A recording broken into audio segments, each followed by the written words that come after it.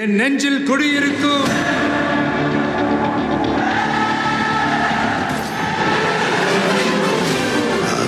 தளபதி.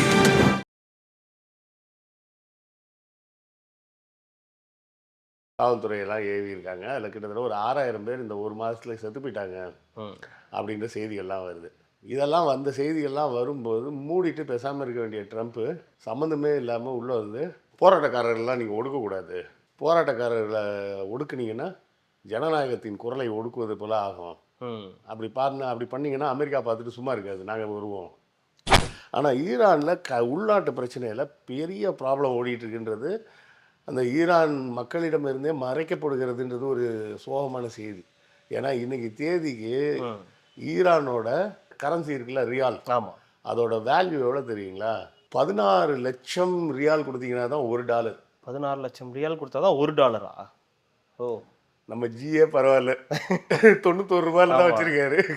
16 லட்சம் ரியால் கொடுத்தா தான் $1. அந்த அளவுக்கு பணவீக்கம் அதிகமாகி போச்சு. அமெரிக்கா என்ன பண்ணுது, நான் உனக்கு டாலர் தரேன், நீ எனக்கு கோல்டு கொடு. அப்போ அந்த டாலரை வச்சுட்டு நான் என்ன பண்ணுறதுன்னா, நீ இங்கே ஏதாவது அமெரிக்காவிலேருந்து இம்போர்ட் பண்ணுறதுனா அந்த டாலரை கொடுத்து நீ வாங்கிக்கோ, உன்ட்ட இருக்க கோல்டு என்கிட்ட கொடுத்துரு, ஓகே, நான் அதுக்கு பதிலாக உனக்கு டாலர் தரேன், உன் அக்கௌண்ட்டில் எழுதிடுவேன் டாலர். அதாவது மணின்றது வந்து ஃபிசிக்கல் ஐட்டம் கிடையாது, அது ஒரு அப்ட்ராக்ட் திங்கிங். அது கோல்டு தான் ஆக்சுவல் பணம், வேறு எதுவுமே பணம் கிடையாது, மற்ற பூராமே கரன்சி தான். கரண்ட்டில் அது செல்லுபடி ஆகும். அந்த போராட்டக்காரர்லாம் நீ அடிக்கக்கூடாது, அடிச்சேன்னா நான் ஒன்று அடிப்பேன். அப்போ சண்டை வந்துருச்சுன்னா எல்லாரும் இந்த டாலரை திருப்பி கொடுக்குறத மறந்துடுவாங்க அப்படின்றத வச்சு தான் அமெரிக்கா இப்போ மூவ் பண்ணிக்கிட்டு இருக்குது. ஏன்னா அதனால தான் இந்த தங்கத்தோட விலை டபக்குன்னு எந்திரிச்சிது, டபக்குன்னு விழுவுது, என்ன பண்ணுறதுன்னு தெரியாமல் மார்க்கெட் வந்து ட்ரம்பிள் ஆகிட்டே இருக்குது. ரெட்ரோலுக்ஸ் நெஞ்சங்களுக்கு வணக்கம், நான் கார்த்திக். இன்றைய நேர்காணலில் நம்முடைய இணைந்திருப்பவர் வரலாற்று பகுப்பாய்வாளர் திரு கிருஷ்ணவேல் டிஎஸ் அவர்கள். வணக்கம் சார். வணக்கம். இந்த நிகழ்ச்சிக்கு போகிறதுக்கு முன்னாடி சப்ஸ்கிரைப் பண்ணவங்களுக்கு நன்றி, சப்ஸ்கிரைப் பண்ணாதவங்க சப்ஸ்கிரைப் பண்ணிவிட்டு இந்த வீடியோவை பார்த்தீங்கன்னா இது மாதிரியான தொடர்ந்து நேர்காணல்கள் உங்களுக்கு வரும். இஸ்ரேல், ஈரான், அமெரிக்கா அப்படின்னு பேசி ரொம்ப நாட்கள் ஆகுது. அந்த பெயர்கள்லாம் மட்டும் ஞாபகத்தில் இருக்குது. நெதன்யாகு இவரெல்லாம் வந்து பேசி, ஆனால் அது பற்றின செய்திகளை நம்ம தொடர்ந்து படிச்சுக்கிட்டே இருக்கோம். சமீபத்தில் மீண்டும் அமெரிக்காவுக்கும் ஈரானுக்கும் ஒரு 3ஆம் உலகப் போர் வரப்போகுதுன்னு சொல்லி பேசுகிறாரு ட்ரம்ப் அவர்கள் வந்து பேசுகிறாங்க. ஈரானுடைய அதிபர் கமேனியை வந்து வலைவீசி தேடிக்கொண்டிருக்காங்க, அதற்காக வந்து படைகளெல்லாம் அனுப்பப்படுது, ஆப்ரஹாம் லிங்கன் சொல்லி ஒரு கப்பலே வந்து அவரை தேடி வந்து போகுது அப்படின்ற நிறைய செய்திகள் தொடர்ந்து பார்க்குறோம். அதுக்கு ரிலேட்டபிளாக இங்கே ஒரு சம்பவம் நடக்குது. தங்கம் விலை உயர்வு தாழ்வு, ஒரு பக்கம் தங்கம் திடீர்னு ஒரே நாளில் 9000 ரூபா ஏறுது, இன்றைக்கி பார்த்தா ஒரு 7600 கம்மியாயிருக்கு, நேற்று ஒரு 7600, இன்றைக்கி ஒரு 7600ன்னு கம்மியாயிட்டு இருக்குன்றதையும் பார்க்குறோம். இது ரெண்டுத்துக்குமான தொடர்பு என்னவா இருக்குது, இல்லை இது ரெண்டுத்துக்கும் தொடர்பு இருக்கா இல்லையான்ற ஒரு கேள்வியும் இருக்குது. முதல்ல இந்த ஈரான் அமெரிக்காவுடைய பிரச்சனை என்னவா இருக்குது சார்? இந்த தங்கம் விலை அதுக்கு வந்து நம்ம பின்னாடி வருவோம். ஓகே. ஈரானில் பார்த்தீங்கன்னா கடந்த வருடம் டிசம்பர் மாதம் 28ஆம் தேதி வந்து ஒரு பொருளாதார நெருக்கடி ஏற்படுது. அந்த பொருளாதார நெருக்கடி அதிகரிக்க போராட்டங்கள் வெடிக்குது லோக்கலில். அந்த மக்கள்லாம் அரசுக்கு வந்து இதை சரி பண்ணணும் அப்படின்னு போராட்டம் ஆரம்பிக்கிறாங்க. அந்த போராட்டம் படிப்படியாக வலுவெடுத்து இப்போ இந்த ஜனவரி மாதத்தில் வந்து ஆட்சி மாற்றம் வேணுன்ற அளவுக்கு அந்த போராட்டம் பெருசாக வெடிச்சிருச்சு. இப்போ அந்த போராட்டத்தை அடக்குவதற்கு நம்ம ஈரான் அரசாங்கம் என்ன பண்ணியிருக்காங்கன்னா இன்டர்நெட் கட் பண்ணிட்டாங்க. ஓகே. இப்போல்லாம் வேறு வழியே கிடையாது, போராட்டம் வந்துச்சுன்னா ஒன்றில் இன்டர்நெட்டை கட் பண்ணு, அவ்வளோதான், சுவிட்ச் ஆஃப் பண்ணு முதல்ல. ஆமாம், இன்டர்நெட் இருந்தால் தானே மெசேஜ் எல்லாம் ஃபார்வர்ட் பண்ணுறீங்க அப்படின்னு சொல்லி முதல்ல நெட்டை கட் பண்ணி விட்ருக்காங்க. நான் தாண்டா டெலெக்ஸ் பண்ணி தெரியண்டா அப்படின்னு வடிவேல் சொல்கிறேன். அதுபோல் ரெண்டாவது நடவடிக்கையாக இராணுவத்தை காவல்துறையெல்லாம் ஏவி இருக்காங்க. அதில் கிட்டத்தட்ட ஒரு 6000 பேர் இந்த ஒரு மாதத்தில் செத்து போயிட்டாங்க அப்படின்ற செய்திகள்லாம் வருது.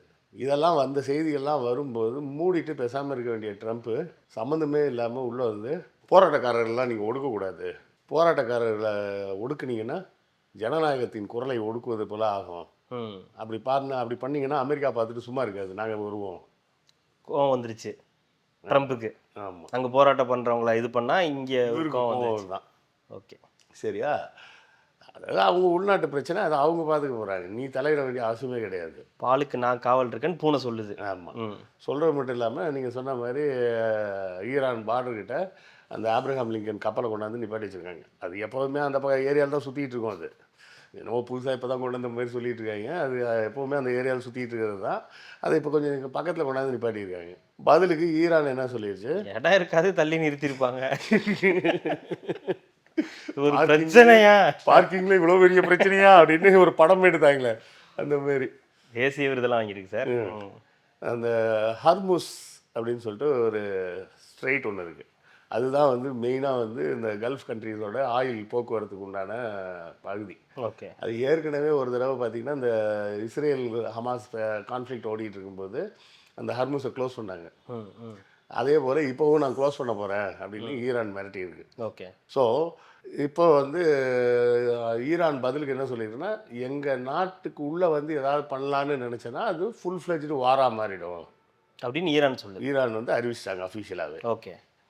இப்போ ஓரளவுக்கு கொஞ்சம் ஈரான் வந்து சந்தோஷப்படக்கூடிய விஷயம் எதுவாக இருக்குன்னா, சவுதி அரேபியா போன்ற மற்ற அரபு நாடுகள்லாம் தங்களுடைய வான்வெளியை அமெரிக்கா பயன்படுத்த அனுமதிக்க மாட்டோம்னு சொல்லிட்டாங்க.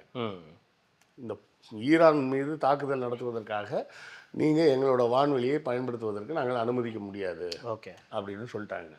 இது ஒன்று தான் ஈரானுக்கு கொஞ்சம் ஆறுதல் தரக்கூடியதாக இருக்கலாம். ஆனால் ஈரானில் உள்நாட்டு பிரச்சனையில் பெரிய ப்ராப்ளம் ஓடிட்டுருக்குன்றது அந்த ஈரான் மக்களிடமிருந்தே மறைக்கப்படுகிறதுன்றது ஒரு சோகமான செய்தி. ஏன்னா இன்றைக்கி தேதிக்கு ஈரானோட கரன்சி இருக்குல்ல, ரியால், ஆமாம், அதோட வேல்யூ எவ்வளோ தெரியுங்களா? 16 லட்சம் ரியால் கொடுத்தீங்கன்னா தான் $1. 16 லட்சம் ரியால் கொடுத்தா தான் $1. ஓ, நம்ம ஜியே பரவாயில்ல, 91 ரூபாயில் தான் வச்சுருக்காரு. 16 லட்சம் ரியால் கொடுத்தா தான் $1. அந்த அளவுக்கு பணவீக்கம் அதிகமாகி போச்சு. அமெரிக்காவுக்கு என்ன பிரச்சனை அப்படின்னா, அந்த தங்கம் விலைக்கு பின்னாடி வரேன்னு சொன்னால, அதுதான் வந்து டாலரைசேஷன் அப்படின்னு பரவலாக ஊடகங்களில் விவாதிக்கப்படுது. டாலரைசேஷன்னா இரண்டாம் உலக யுத்தம் முடியுது. ஓகே. முடிஞ்ச உடனே என்ன ஆகுதுன்னா, இந்த ஐரோப்பிய நாடுகள் பூரா சேர்ந்து அடிச்சுக்கிட்டது தான் அந்த இரண்டாம் உலக யுத்தம்.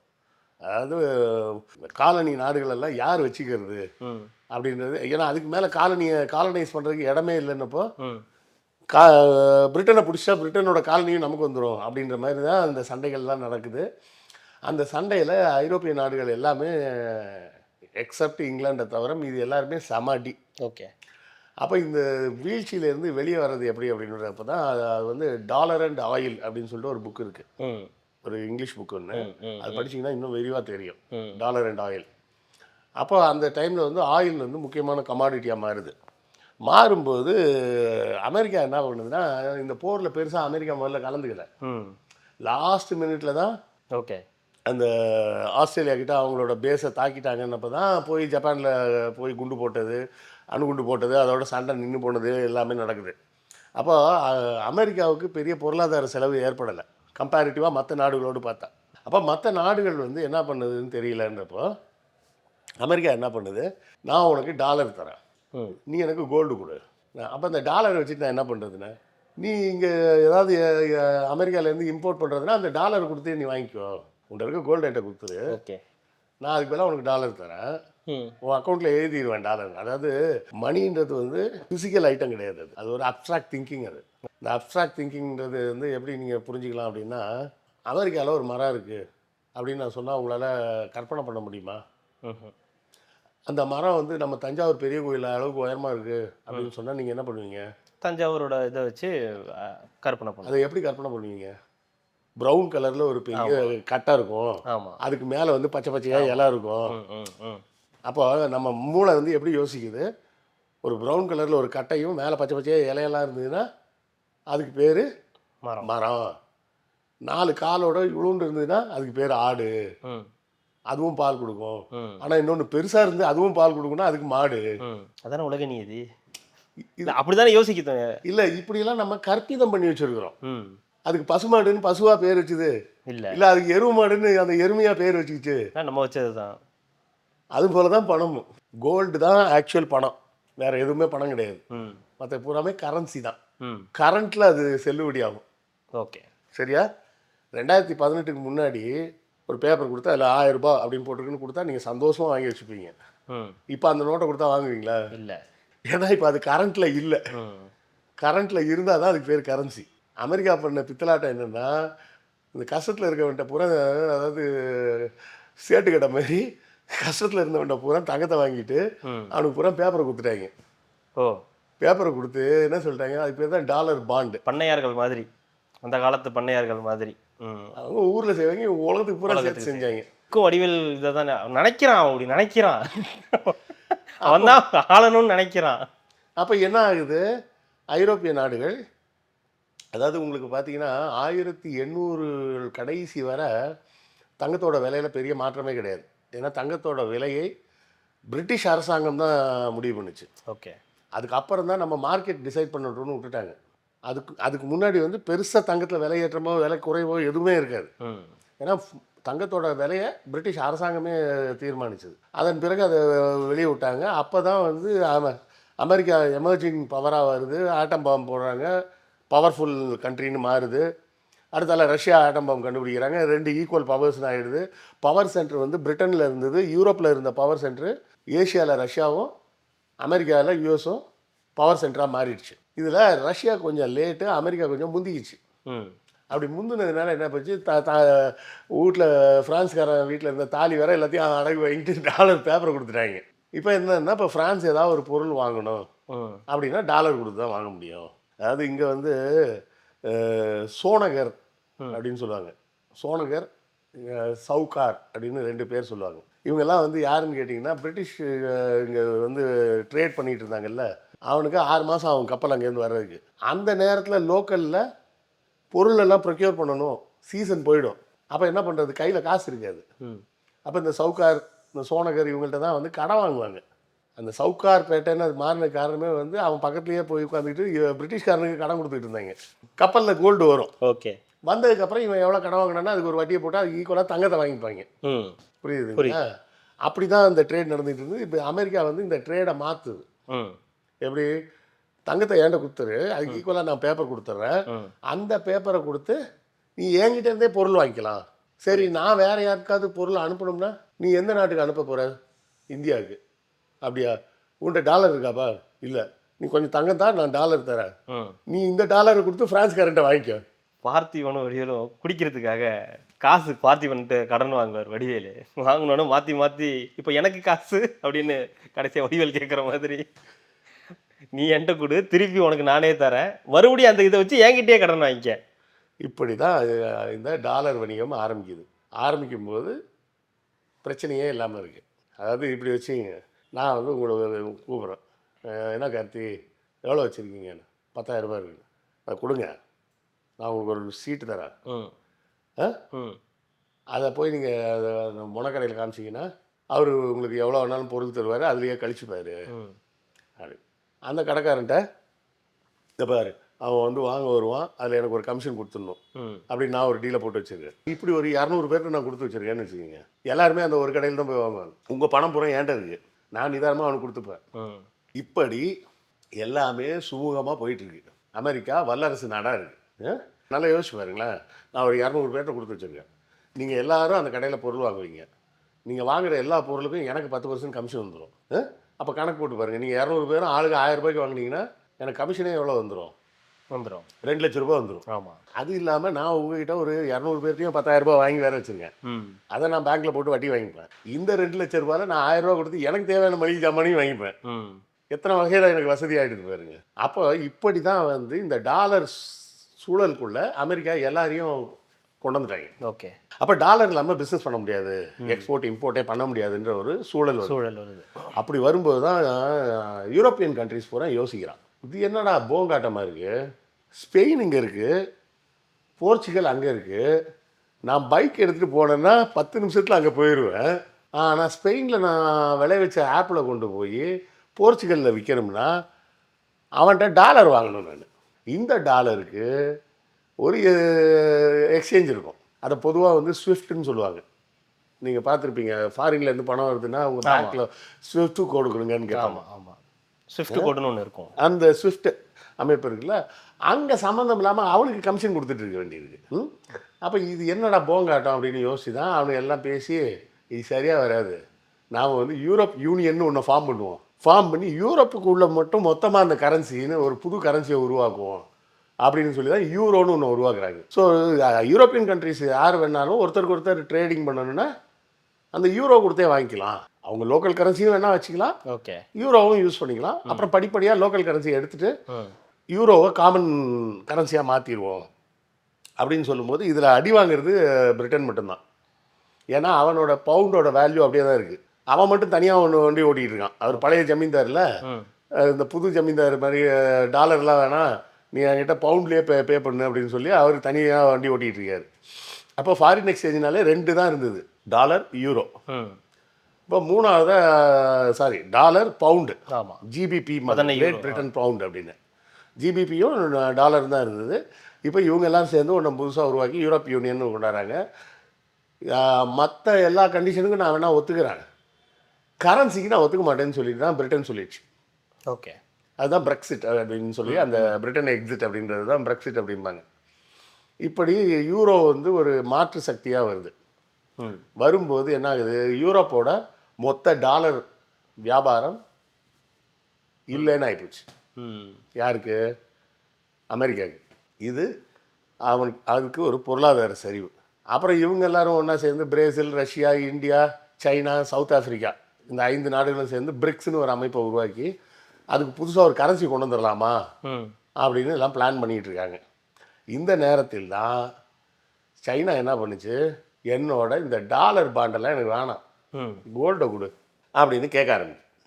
இதை தொடர்ந்து பல நாடுகளும் எங்களுக்கு இந்த டாலர் பாண்ட் வேணாம், காசை திருப்பி கொடு. இப்போ நான் 200 பேர்கிட்ட வாங்கி வச்சுருந்தேன்ல, 200 பேர் அந்த பேப்பரை நான் திருப்பி கொடுத்துறேன், காசை திருப்பி கொடு அப்படின்னு கேட்டால் ஒரே நாளில் கேட்டால் நான் என்ன பண்ணுவேன்? நான் பல ரொட்டேஷனில் விட்டுருப்பேன் அதை. இப்போ எல்லா நாடுகளும் டாலரை திருப்பி கொடுப்பேன் அப்படிங்குது. டாலரை திருப்பி கொடுத்தா பதிலுக்கு என்ன கொடுத்தாகணும்னா கோல்டு தான் கொடுத்தாகணும். நீங்கள் வேறு எதுவும் கொடுக்க முடியாது, கோல்டை திருப்பி கொடுத்தாகணும். இப்போ அமெரிக்கா எப்படி கோல்டை திருப்பி கொடுக்குறதுன்னு திணறிக்கிட்டு இருக்கு. 10வது குறைக்கு சைனா வந்து இந்த பிரிக்ஸ் கரன்சின்னு ஒன்று வர்றதுக்கு முன்னாடியே இப்போவே அவன் என்ன சொல்கிறான், நான் யூனிட்னு ஒன்று சொல்கிறான். அதுக்கு எந்த பேரும் வேணாம், ஓகே, யூனிட்னு வச்சுப்போம். என்னோட பொருளை வாங்கினா இத்தனை யூனிட்டு அப்படின்னு கணக்கு, உன்னோட பொருளை நான் வாங்கினா நீ எத்தனை யூனிட்டுன்னு சொல்லி அந்த யூனிட்டுக்கு யூனிட்டு நம்ம கழிச்சிக்கலாம் அப்படின்னு வருது. இதற்கு நடுவில் ரஷ்யாவும் ஈரானும் என்ன சொல்லிட்டாங்க, இந்தியா போன்ற நாடுகள்கிட்ட நீங்கள் டாலர்லாம் தர இந்தியன் ருப்பியிலே கொடுங்க, இந்தியன் ருப்பியிலே நாங்கள் வாங்கிக்கிறோம் அப்படின்ட்டாங்க. இப்போ நம்ம அதனால தான் இப்போ ட்ரம்ப் என்ன சொல்லியிருக்காரு, நீ ரஷ்யாவில் ஆயில் வாங்காத, ஆமாம், ஈரானில் ஆயில் வாங்காத, என்கிட்ட வாங்கு. அப்படி நீ வாங்கினா உன் மேலே வரி போடுவோம். வரி அதான் 50% வரி, 60% வரி. அப்போ முக்கியமாக இவருக்கு பிரச்சனை வந்து ஈரான்கிட்ட நம்ம ஆயில் வாங்குறது இஸ்ரேலுக்கு சப்போர்ட் ஆகுதுன்றது கிடையாது, ரஷ்யாட்ட ஆயில் வாங்குறோன்றது உக்ரைனுக்கு சப்போர்ட்டாக போகுது அப்படின்ற காரணம்லாம் கிடையாது. டாலர் பிரச்சனையெல்லாம் வந்து நிற்கிது. இப்போது இந்தியா வந்து one among the biggest consumer of petroleum.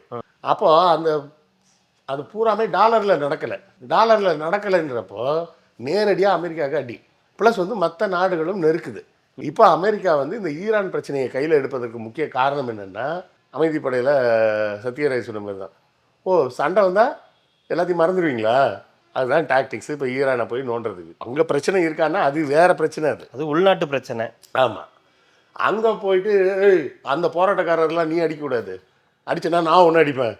அப்போ சண்டை வந்துருச்சுன்னா எல்லோரும் இந்த டாலரை திருப்பி கொடுக்குறத மறந்துடுவாங்க அப்படின்றத வச்சு தான் அமெரிக்கா இப்போ மூவ் பண்ணிக்கிட்டு இருக்குது. ஏன்னா அதனால தான் இந்த தங்கத்தோட விலை டபக்குன்னு எந்திரிச்சிது, டபக்குன்னு விழுவுது, என்ன பண்ணுறதுன்னு தெரியாமல் மார்க்கெட் வந்து ட்ரம்பிள் ஆகிட்டே இருக்குது.